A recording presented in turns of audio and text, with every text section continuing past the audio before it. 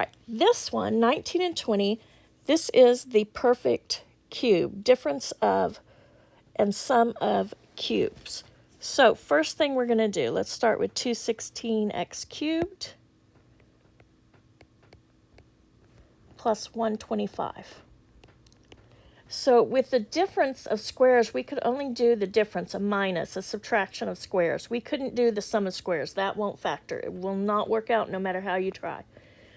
But with the cubes, you can do the sum or the difference. First thing we have to figure out is what is being cubed. So what is being cubed to get 216? Let's see, what would that be, 6? 6 times 6 is 36. Times 6, 18, 19, 21, yeah, so 6. This is 6x that is being cubed. 6 times 6 times 6 is 216, x times x times x is x cubed. Bring down the plus, and then what is being cubed here? This is 5. And also under the resources, I think under, I'm not sure, you'll see it says sums and cubes. I think it's under the radical section under resources.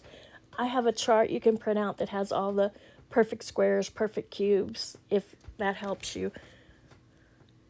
Now, the formula. We figured out what's being cubed, and then we put that in parentheses. 6x plus 5. That's it. Just write that. Now, the next part is going to be a trinomial. And the key words here to remember are SOPs. So we want to square. So we're going to square our first term. 6x times 6x is 36x squared. So once I do this with a 6x plus 5, I don't even look at any of that anymore. Because if you go back to that, you're going to want to put a 2 here, a 3 there. You don't. Just look at this. Square this 6x. Then O is for opposite. So we're going to put the opposite sign. So it's a plus there. We're going to put a minus. Then we're going to do the product. So we're going to multiply what we see. 6x times 5 is 30x. Then we're going to have a plus sign. It's always a plus sign. And then we're going to square the last number. So 5 times 5 is 25. And that is our factored form. Now, the good news is the trinomial cannot be factored anymore. You can try, but it won't happen.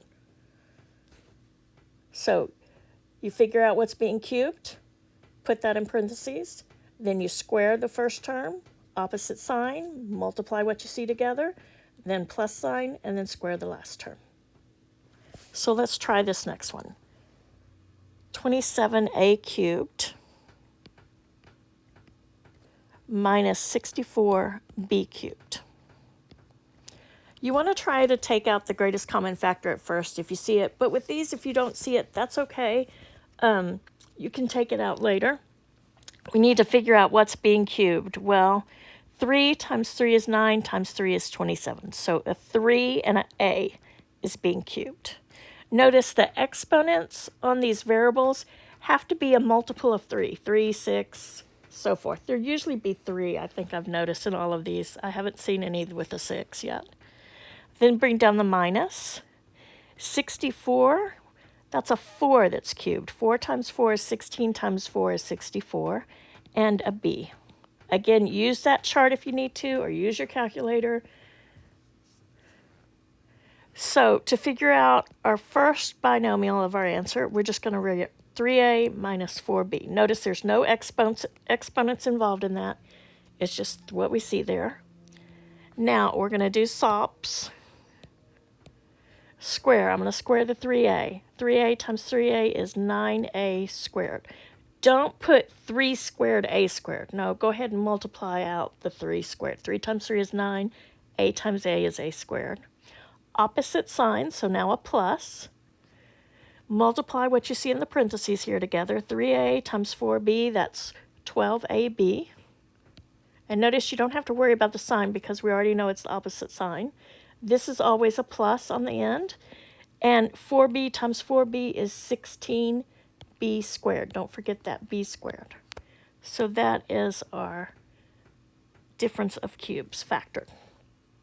Also on resources, there's a list that shows difference of cubes, a PowerPoint, and also just the sheet that shows you the steps and the formula. There's one for difference of squares also. All right, same thing. These are cubes. 64x cubed plus 1. There's not a greatest common factor. We're going to break it down. We know it's a 4x that's being cubed. And they're not trying to trick you here. It's a 1 that's being cubed. 1 times 1 times 1 is 1. So we're going to have 4x plus 1. Then we're going to do SOPs. So we square. 4x times 4x is 16x squared.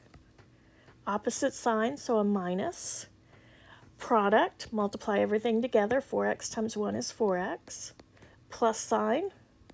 And then 1 times 1 is 1. And now you can multiply it back and check it, but the check is longer than working the problem. Because you'd multiply it back, it's not going to give you so many terms. Things are going to cancel out because of the opposite signs, but it's just a lot of work. So double check your work as you go. Next one, 27a cubed minus 125b cubed. This is a 3a that's being cubed. Bring down the minus. And this is a 5b that's being cubed.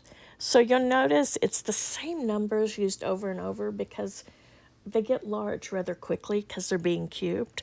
So once you memorize these, you're pretty good. So I'm going to have 3a minus 5b. And I forgot to check to see if there was anything common. Well, I can see here 3a and 5b, nothing common. So that works out. Then I'm going to do SOPs. Square, 3a times 3a is 9a squared.